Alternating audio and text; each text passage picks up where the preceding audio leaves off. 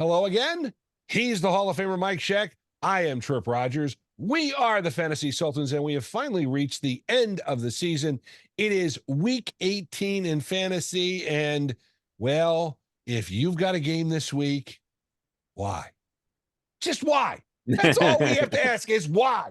Yeah. You know, although I will say there are some leagues who do 2-week championship finals. Nothing wrong with that.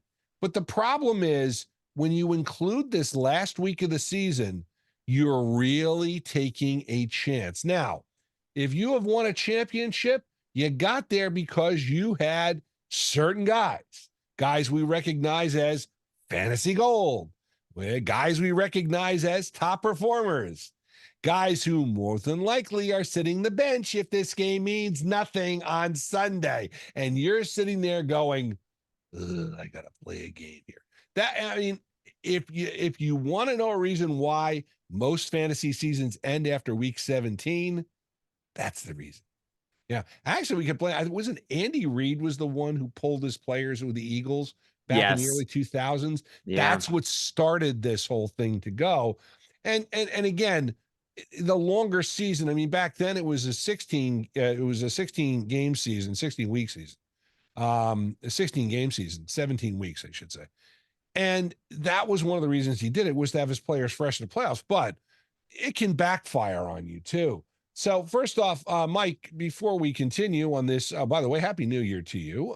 Happy New Year. Again, Yes. It's now 2024. First off, your thoughts on week 17. Well, I mean, I think what we're seeing here is the teams, like you mentioned, the teams that are now in the playoffs are going to rest their starters. And, you got no Christian McCaffrey. Well, he's dealing with a minor injury, and we'll talk about that coming up in a little bit. But, the big teams who are already in Baltimore, they're going to rest their starters. Of course, San Francisco. Now, teams who are still playing for jockeying for position, or maybe even playing for a divisional crown. And, you talk about how week 18, not very good in fantasy if you have a championship, but let's kind of do that flip around spin here and take it from the perspective of, and we're going to talk about this with import exports. You really do want to look at players. If you are playing this week, you really do want to look at players who are playing for something and their team is playing for something. Those are the players that you want to start and you want to have on your roster. Now, of course, I mean, again, we've been saying it for years about how, the fantasy season really ends at week number 17. Back then it used to be week 16, as you mentioned, 17 game season or 17 season with a bye week. But now with the NFL adding a game, it's now week 18. But, I think that's big factors that are really something that you should definitely consider. Now, from the NFL's perspective, I really see some teams really coming on strong at the right time. And we'll talk about this, too, when we talk about our NFC predictions here and AFC predictions. But, Detroit, a team that's flown under the radar a bit now, you could say they got screwed in a big way in that Dallas game last week with the officials. But, and I know that's a big thing with the NFL right now with the call, Tripp, I don't agree with that call one bit. What do you think? Listen, it's the Dallas Cowboys, and I am an ardent fan of the New York Football Giants. Anytime. Listen, best days for me when the Eagles and when the Dallas Cowboys lose. I don't care who beats them. I don't care how. Yeah. They lose, I'm happy. I was watching that game. Listen, I get it. I understand why Detroit is upset. The referee, again, you don't want to sit there and say, hey, I'm the guy who's the eligible receiver. You want to give Dallas something to think about. But the fact that I think Rex Ryan was so passionate Sunday on the ESPN, on ESPN's NFL Countdown. He was so passionate, but he was right. He was absolutely right. This is another situation. The NFL has blown a call. The officials have blown a call. And, this is the crew that's going to do the early game on Saturday on national TV. Let's put them under the microscope again and see if they make another mistake. But truthfully, the other part of this, and you're talking about, I mean, Yeah. Detroit has been a wonderful story this year. Great Yeah. story this year. That could really hurt them. But lo and behold, listen, the Dallas Cowboys have a chance to win the NFC East. And the reason is because the Philadelphia Eagles are giving it to them. And the irony here is that I think Philadelphia, they have not exactly said what they're going to do, but I got a funny feeling a lot of their players are going to come out of that game simply because of the fact I think Philadelphia realizes they're going to have an uphill struggle unless Washington plays so far over their heads that their noses bleed. I mean, there is no way Washington wins that game. And that's Ron. This is going to be Ron Rivera's swan song. I really think it will be. Washington going to move on. Are the Commanders going to come out and play tough? Are they going to beat Dallas? Dallas has everything to play for. And the Eagles, I think, I said this to you maybe, I mean, it was a month ago, and you can please back me up on this, but I said, I like the Giants' chances of beating the Eagles 1 out of the 2 times. So they play 3 times, twice in the last 3 weeks. Yeah. I think Giants could win this game. I think the Giants could win this game. I'm not saying that means nothing to the Eagles. The Eagles just are not playing well. And now, again, I could be wrong. The Eagles come out and they spank the Giants again, and we are reminded that the Giants suck. But that's beside the point. If you want to talk about suckage, let's talk about the New York Jets. Let's talk about the Carolina Panthers. Oh, I'm going to throw a drink on you just for that. Oh, yeah. Why don't you? Because you got $300,000 you could just throw away, right? but I just I think that's the I think that is of the weekend. Let's face it, the ending of the Dallas Detroit game was ridiculous. That was even more ridiculous, and the fact that there's a video of it. I mean, come on, man. I mean, geez, that's just, that's awful. That's awful. But what are you going to do? I mean, it's Marge Schott. It's Marge Schott. Remember she owned the Cincinnati Reds? No, that's right. You weren't alive then, were you? No. Oh, my God. Marge Schott was such a bozo. Now, I'm sure you read about this. I forget the umpire's name. Collapsed and died on the field. And she wanted him to play the game. He collapsed and died on the field. Had a heart attack, collapsed on the field. And she said, why are we stopping the game? Why don't we play? It was on opening day, too. Oh, my God. She was vilified for that one. That's stupid owner tricks. All right, we digress a little bit. Yeah, we're here to talk fantasy football. Mike, I'll let you start. Week 18 imports. This is, again, if you are playing this week, probably got here with a guy who's sitting on your bench. Mike, who you got for us for imports? Well, I'm going to start with Chicago running back Khalil Herbert. In 2 consecutive games, Donta Foreman has been a healthy scratch.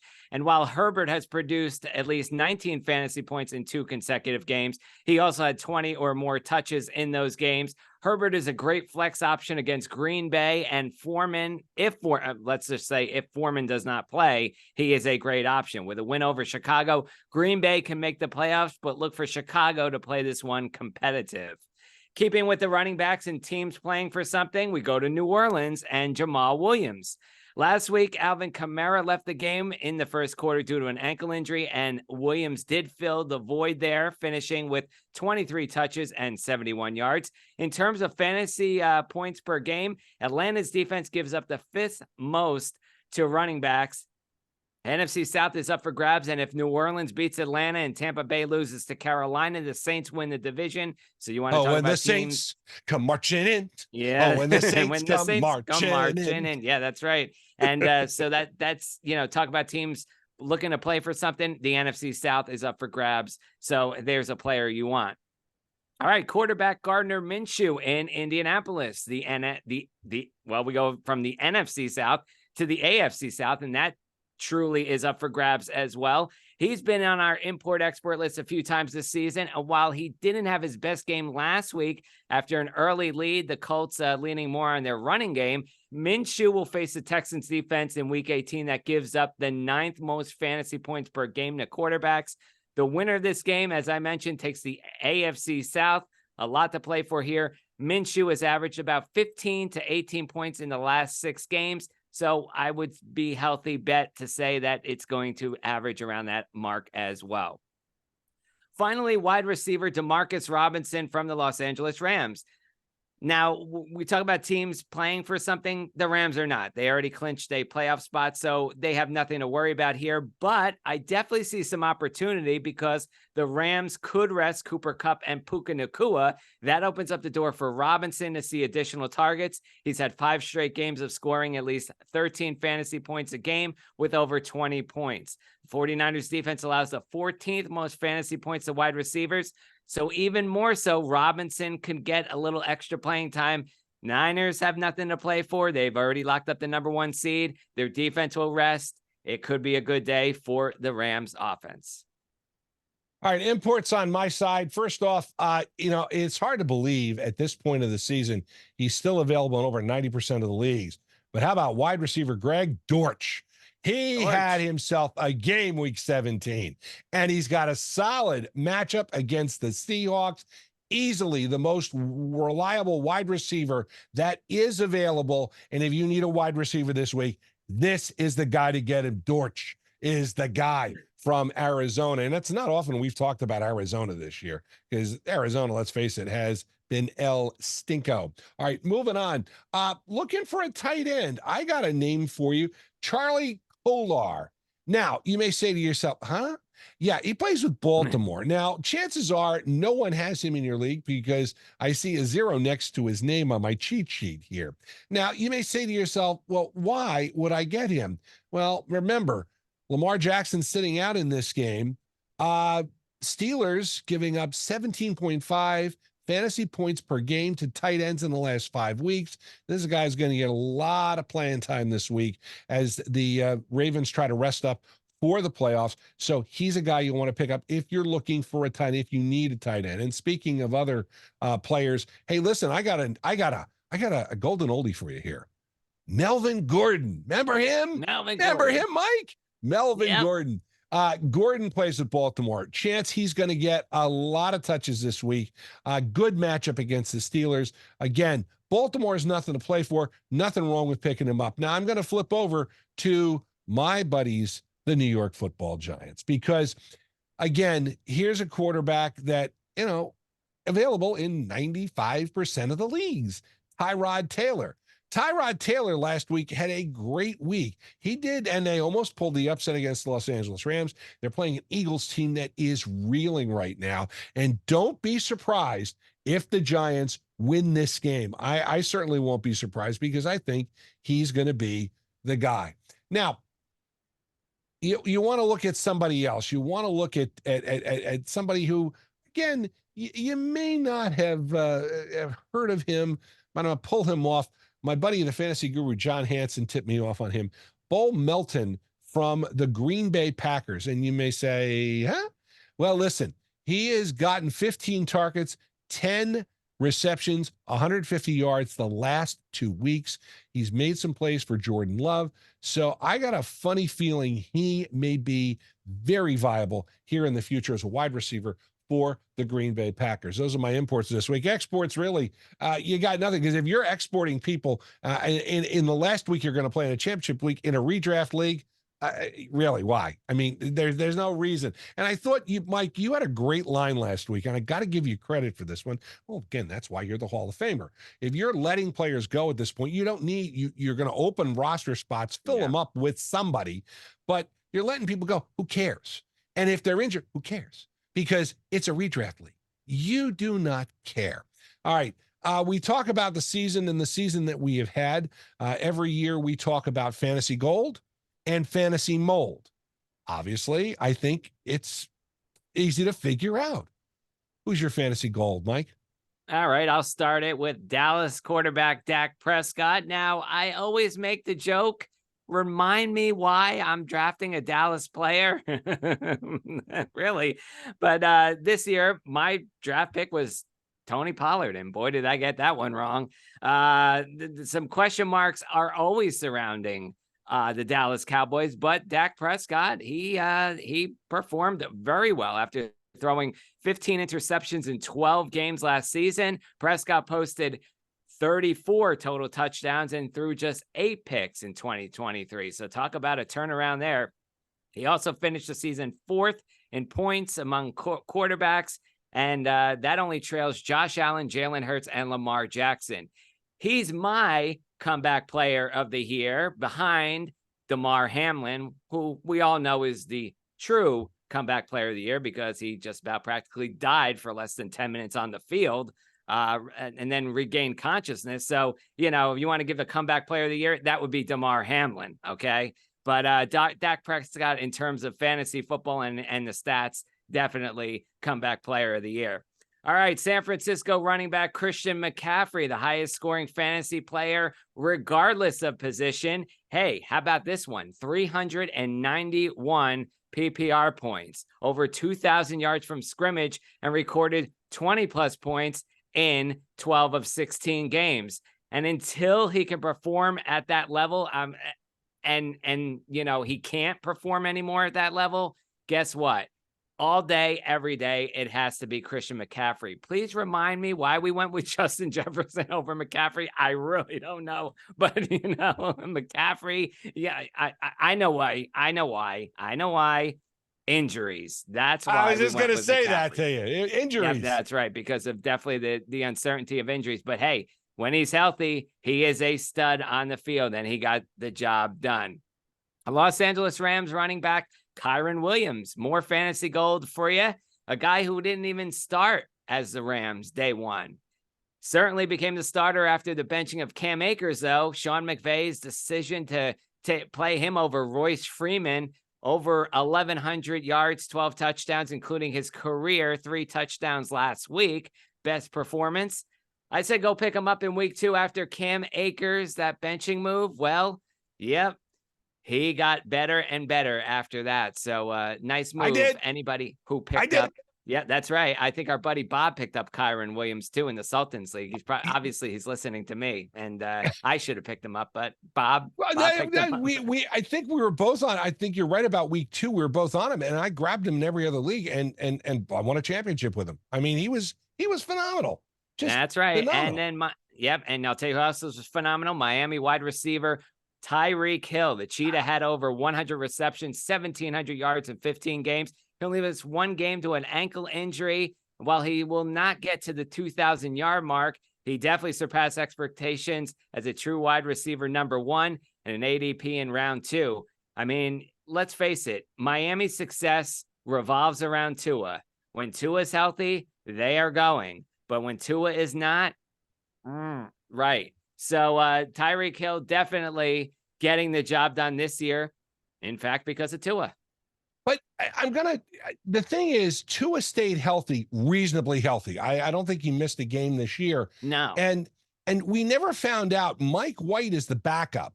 Yeah. And I think Mike White probably, again, given the fact he's been with Miami, it wasn't somebody they picked up during the season. Mike White was there the entire time. And one of the reasons they got him is they wanted to improve the backup quarterback situation. Now, I'm hoping it doesn't come to pass, but you are right. Tua has had a phenomenal year but again, you talked about Christian McCaffrey. Health of Tua was something else we were kind of concerned about. And that's, I think, one of the reasons why we kind of avoided Tua. But I got to tell you, man, if you get a chance to watch Hard Knocks, it's Mike McDaniel is such an engaging guy, but Tua is also very engaging, very enjoyable. It's a very enjoyable watch, the in-season Hard Knocks. And, again, it's the first time they've done an in-season Hard Knocks that a team's actually made the playoffs. So I think that's the miracle upon miracles, because they were 0 for 2 up to this point, including the implosion of Arizona last year and the implosion of Indianapolis 2 years ago. Sorry, I didn't mean to cut you off. Oh, no, and that's my fantasy goal. Let's go to yours. Oh, that's your goal? That's your goal? Yep, okay. That's it. All right, gold-wise, I got to go with guys I had on my team first off. CeeDee Lamb. We talked about Dallas, but CeeDee Lamb was a guy who I got in one league, and I certainly was not unhappy with him. He had a great thing. In fact, in the championship week, he balled out for me, 40 points. It was awesome. So CeeDee Lamb, I think I'm going to put him on my fantasy goal for this year. Another guy I'm going to throw in there is Lamar Jackson, quarterback. And Lamar Jackson was another player that we thought he would be in the upper echelon of quarterbacks. Well, Lamar Jackson really took a step up. This Baltimore Ravens team has been great, and they've overcome some key injuries. Biggest injury was Mark Andrews going down. That we thought they were going to take a step back. They have not. Isaiah Likely has filled in, but you got to give credit where credit is due. And Lamar Jackson has been phenomenal. I got to give him fantasy gold this year. Another guy I want to give fantasy gold to, and we talked about Tua, and you're absolutely right, but I want to show some quarterback love. Brock Purdy. Here's a guy, and again, I'm going to bet you, and I'd have to go back and look, Brock Purdy was drafted either late by some people or not taken at all, but very quickly snapped up as a backup quarterback. Brock Purdy has certainly done a great job. Fantasy gold for me this year. Of course, I didn't have him on any of my teams. And how can I not forget? And this is a guy who is probably going to make my top 5 when we do our fantasy 2024 top 5 or top draftees. Ross St. Brown has been phenomenal for Detroit. Again, he was a guy who I targeted a couple of years ago, and he's like, hey, it's going to be pretty good. And I remember watching him on Hard Knocks, and I said, this guy's going to be really good. He's got a chip on his shoulder. Boy, has he played really well. If you drafted him, you made out very, very well. Now, that's my fantasy gold. Now, the flip side is fantasy mold. These the guys who did not work out too well. I'm gonna let. I got a lot of problems with you people. Wait a minute, we did fantasy grievances 2 weeks ago. That's right, but we can have the hangover, can't we? All right, who you got for fantasy? I'll start it with Austin Eckler from the Los Angeles Chargers.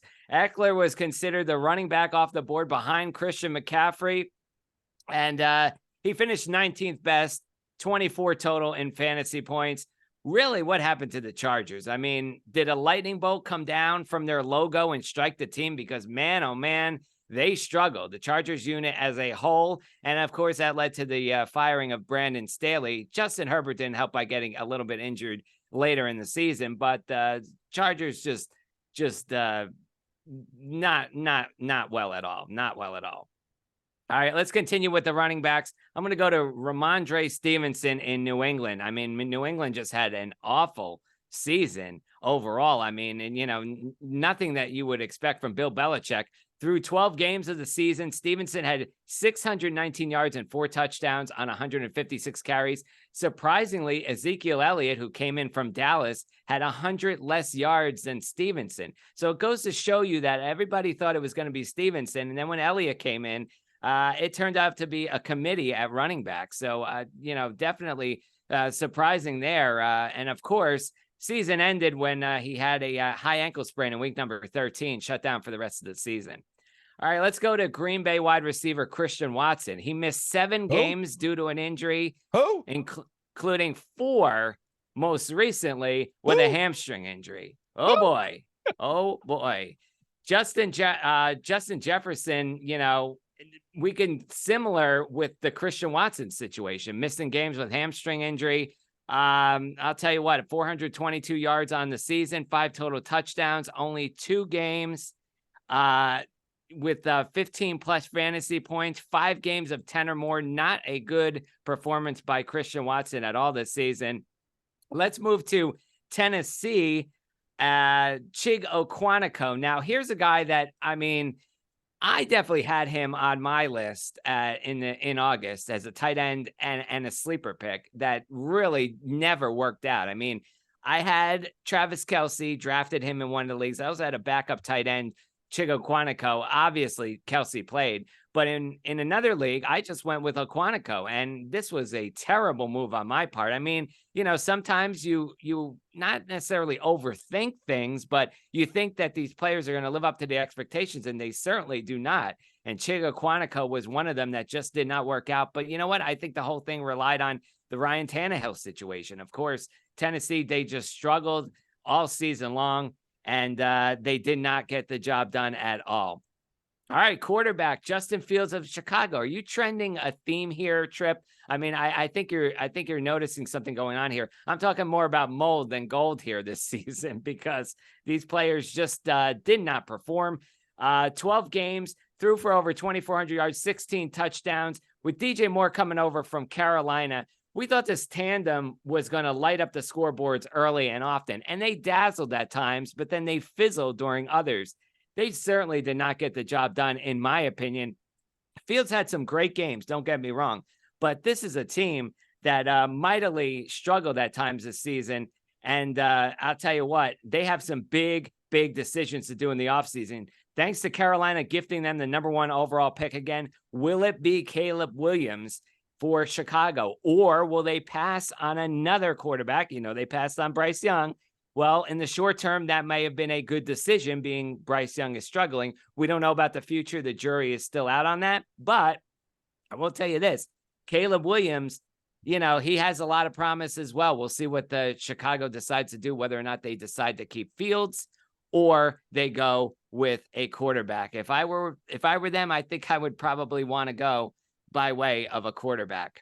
All right, let's talk about the New York Jets offense as a whole. They were mauled. Of course, Garrett Wilson, he had an ADP of around 18 to 20.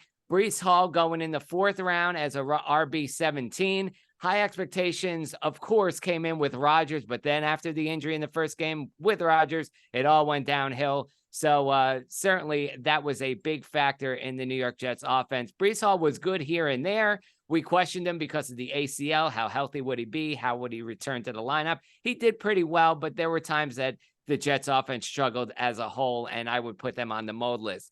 Finally, I'm going to do one more, and Tripp, you're going to like this one. Owner David Tepper from the Carolina Panthers.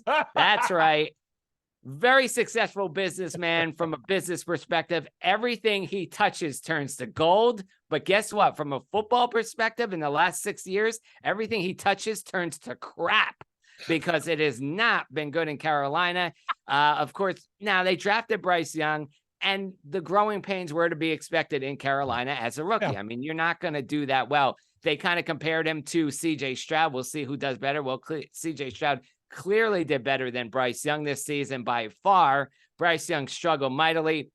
And, of course, it didn't end well because, you know, we talked about the year wrapping up with Tepper throwing drinks on Jaguars fans. So Tepper certainly has some big decisions to make in the offseason. And the first thing he's got to start with is find a coach who is not going to throw a screen pass on a 4th and 5, please. Thank you. All right. My fantasy mold, first of all, we were talking and we said, Deshaun Watson, this is the year he comes out. This is the year he's going to be great for Cleveland.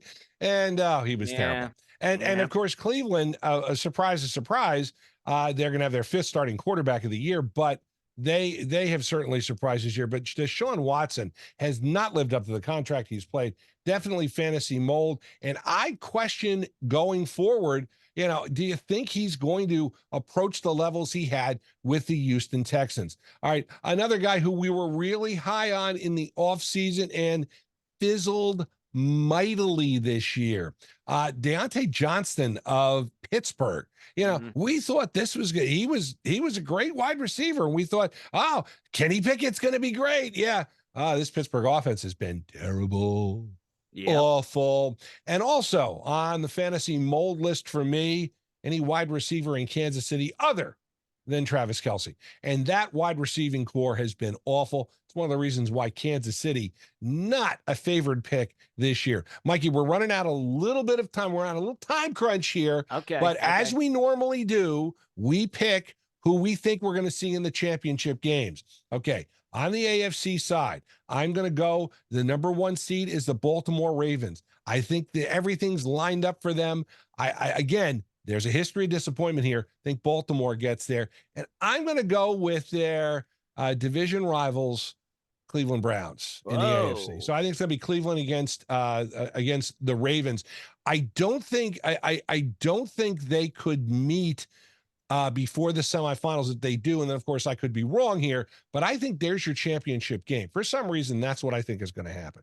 Okay, that's in the AFC. NFC.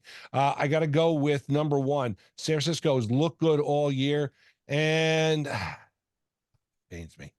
It pains me. You know what I'm going to say? Dallas Now I Cowboys. know what you're gonna say. Dallas Cowboys. Dallas Yeah, Cowboys. Okay. yeah, Who do you think? Dallas. You think Dallas is going to win the NFC? Oh, Who I you, don't. who I you mean, championship? really, I think it depends upon the 49ers' health. I mean, Brock Okay. Purdy, it starts with him, and Okay. then it's Christian McCaffrey. I'm a little bit concerned about that injury. Not to say that it's anything significant, but you just never know.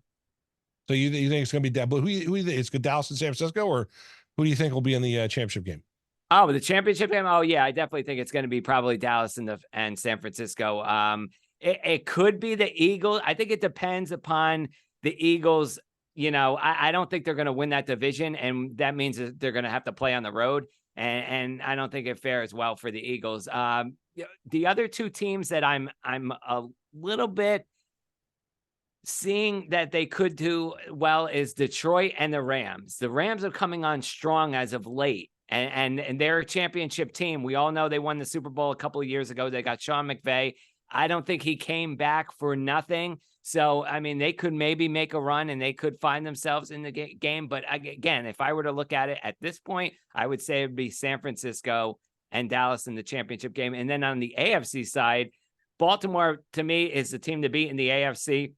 But there's a lot of variables, Tripp, this weekend. If Buffalo wins over Miami, they become the 2 seed. If not, and Jacksonville and Pittsburgh win, Buffalo's completely out of the playoffs. So you want to talk about how tight of a race that the AFC is. This is a tight one. So I feel that if Buffalo could be a deep push if they could find their way somehow into the playoffs. But who knows? They could be completely out of the playoffs after this week. So that's a possibility. But I'm going to say right now, you can't count out the Kansas City Chiefs. I know that they've been, not good in the last month or so. They're finally turning the corner, maybe again after last week. But you can't count them out. So I'm going to say it's probably going to be Baltimore and Kansas City, or with an asterisk, Buffalo maybe in the championship game. All right, that works. We'll be back for you after we find out who the combatants in the Super Bowl are, and we'll do our next step, which is our fantasy review, lessons learned, that kind of thing. He's the Hall of Famer Mike Scheck. I am Tripp Rogers. We thank you for joining us. Questions and comments, just email the fantasysultans@gmail.com. Until next time, let us remind you, we got you to this point of the season. You know why we got you to this point of the season? Because we're nice guys. We want to help you. We want you to be a winner. We want you to know what it's like to be a fantasy sultan, sort of, kind of, because we are the Fantasy Sultans. And you are not.